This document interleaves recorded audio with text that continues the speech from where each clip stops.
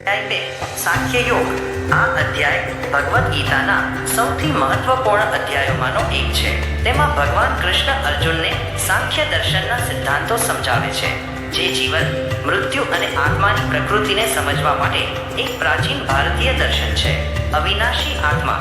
કૃષ્ણ અર્જુનને શીખવે છે કે આત્મા અવિનાશી છે, તેનો જન્મ થતો નથી અને તે મૃત્યુ પામતો નથી। તે શરીરનો નાશ થાય ત્યારે પણ અકબંધ રહે છે અને નવા શરીરમાં જન્મ લે છે।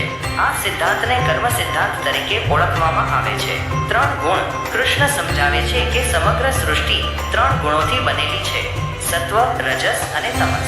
આ ગુણો પ્રકૃતિના 3 પાસાઓ છે અને તેઓ વ્યક્તિના વિચારો, લાગણીઓ અને ક્રિયાઓને પ્રભાવિત કરે છે।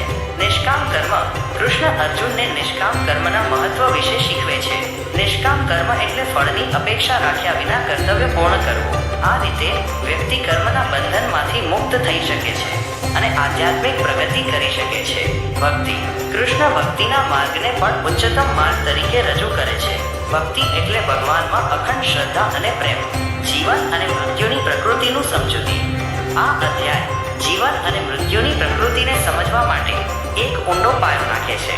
તે આત્માની અવિનાશિતાના સિદ્ધાંતને સ્થાપિત કરે છે અને કર્મના નિયમની મહત્વની ભૂમિકાને પ્રકાશિત કરે છે। નિષ્કામ કર્મનું મહત્વ। નિષ્કામ કર્મનો સિદ્ધાંત અત્યંત મહત્વપૂર્ણ છે, કારણ કે તે વ્યક્તિને ફળની ચિંતા કર્યા વિના પોતાનું કર્તવ્ય નિભાવવા માટે પ્રોત્સાહિત કરે છે।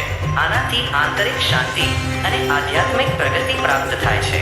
ભક્તિનો માર્ગ। આ અધ્યાય ભક્તિના માર્ગને ઉચ્ચતમ માર્ગ તરીકે રજૂ કરે છે, જે ભગવાનમાં અખંડ શ્રદ્ધા અને પ્રેમ પર આધારિત છે। સાંખ્ય યોગ। અધ્યાય ભગવદ્ ગીતાના સૌથી મહત્વપૂર્ણ અધ્યાયોમાંનો એક છે। તે જીવન, મૃત્યુ અને આત્માની પ્રકૃતિને સમજવા માટે એક ઊંડો પાયો નાખે છે અને નિષ્કામ કર્મ અને ભક્તિના માર્ગનું મહત્વ સમજાવે છે। અને આ વિડીયો ગમ્યો હોય તો તેને લાઈક કરો અને તમારા મિત્રો સાથે શેર કરો। અમારી ચેનલને સબસ્ક્રાઇબ કરીને બેલ આઇકન દબાવવાનું ભૂલશો નહીં, જેથી આવતા દરેક નવા વિડીયોની જાણકારી તુરંત મળે। તમારું મૂલ્યવાન પ્રતિસાદ નીચે કોમેન્ટ બોક્સમાં જરૂરથી આપો। આપના સમર્થન માટે